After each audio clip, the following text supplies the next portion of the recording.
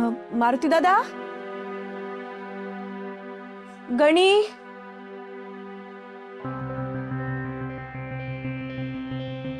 कुठे गेला असेल हा? अगं बाई शांत राहा. कोण आहेस तू? इथे कशाला आलीयस? माझं बाई इथं काम करतो. मारुतीची मुलगी आहे मी. आणि आता आम्ही इथंच राहणार आहे.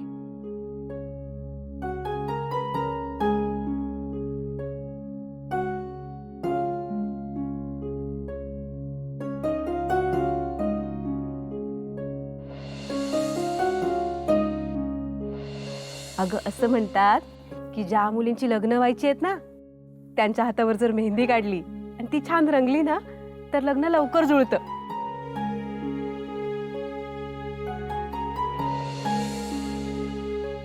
तू समजा काढा संपवा, मग बरं वाटेल तुम्हाला. प्या प्या प्या प्या.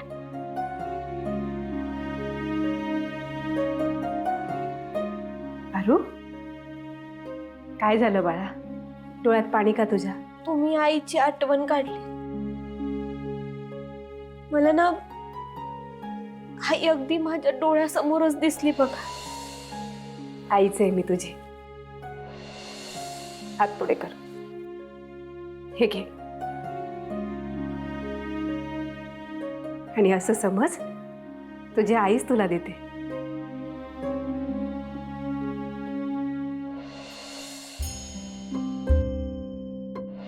हा हार घ्या, होणाऱ्या सुनेच्या गळ्यात घाला. लक्ष्मी नांदेल या घरात, आशीर्वाद समजा देवाचा.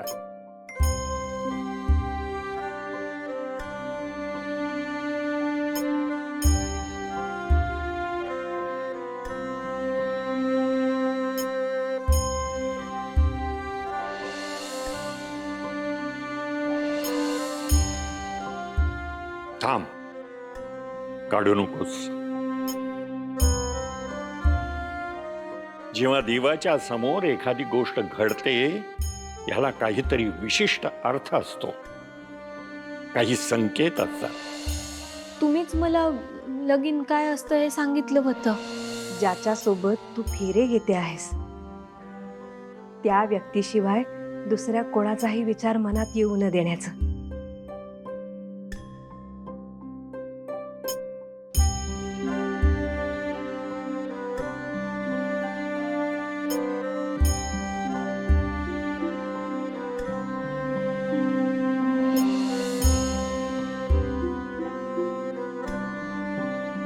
पारू या घरातून गेल्यापासून या घराची रयाच गेली अगं. स्वतःच्या हाताने स्वतःच्या आयुष्याचं वाटोळ करून घेतलंस, फक्त मालकांसाठी, त्यांच्यावर असलेल्या तुझ्या निष्ठेसाठी आणि तू दिलेल्या शब्दासाठी. पारू बाळा, मला तर वाटतं आमच्यापेक्षा सगळ्यात जास्त स्वामीनिष्ठ तू आहेस. आयुष्य बोलायचं. हो हो प्रीतम. आयुष्य बोलायचं मला. प्रीतम, आयुष्य काय अवस्था करून ठेवली तुम्ही? सावित्री आता आयुष्य बोलायचं. प्रीतम बाबा, आयुष्य बोल. लागेल तुम्हाला. हे काय आहे प्रिया मॅडम? प्रीतम दारू पिऊन आलेत. काय बोलतायत ना त्यांना काहीच कळत नाहीये. आदित्य दादा आणि पारूला भेटायला गेले होते. तिथे काय झालं काही माहित नाही. जाताना तर खूप खुश होते माहितीये, आणि येताना दारू पिऊन आलेत.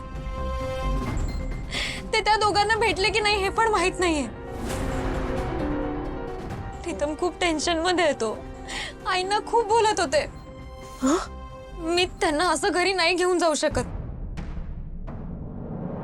आईने यांना ह्या अवस्थेत बघितलं ना तर खूप प्रॉब्लेम होईल. सावित्री आत्या, तुम्ही एक काम कराल का? तुम्ही प्लीज प्रीतमला सांभाळा ना, इथे ठेवा ना. हा प्रिया मॅडम काय बोलतायत? तुमचंच तर घर आहे हे सगळं. सावित्री आता आई वाईट आहे, तुला माहितीये.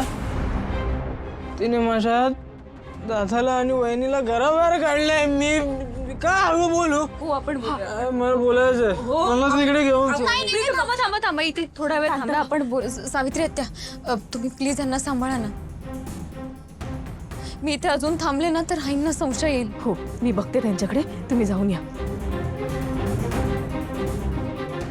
प्रीतम तुम्ही थांबा, मी आलेच. ओके मी येतो. मी आले. नाही मी थोडा वेळ थांबा. हे बघा. सावित्री आत्या प्लीज बघा. काही शांतपणे राहायचं. हा, मी तुम्हाला खायला देऊ? काही खायला देऊ?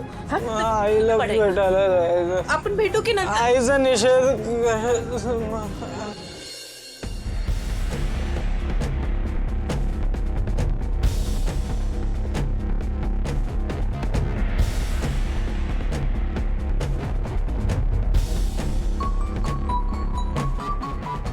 दिशा, हे दिशा, ए तुला माहित नाही का ही कोणाची खुर्ची आहे?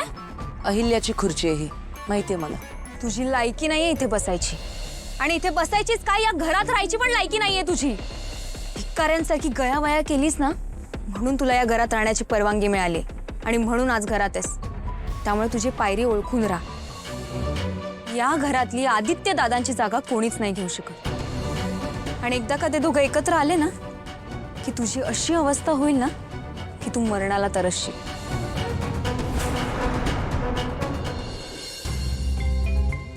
सावित्री आता मला घरी जायचं. अरे प्रीतम बाबा, नाही नाही नाही, असं कसं चालेल? हा, तुम्ही थकलाय की? नाही थकलोय, मला बोलायचं आईशी. मला नाही तुला हा, नाही नाही. अगं सावित्री हत्या, आईने त्या दोघांना बाहेर काढलंय. त्यांना शोधायला नको का? मी हो हो हो ना, वाईट वाटतंय आपल्याला, पण आपण काय करू शकतो सांगा? हा, शांत व्हा. हा, आवाज करायचा नाही. हा, तुम्हाला भेटायचंय ना त्यांना? आपण भेटू नंतर. हा, मला सांगा, तुम्ही असं वागलेलं आदित्य बाबांना आवडणार आहे का? नाही ना? हा, असं नाही वागायचं. तुम्ही ना आता झोपा. हा,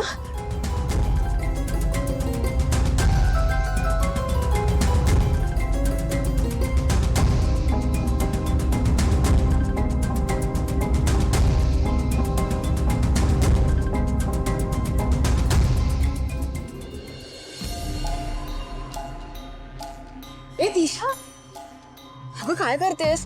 चल ना, मला भूक लागली. तू पण काहीतरी खाऊन घे, नाहीतर वहिनीसारख्या आपण दोघी सुद्धा आजारी पडू, है ना? चल. ती अहिल्या तर मरेल असं वाटलं होतं मला, पण आलीच शुद्धीवर.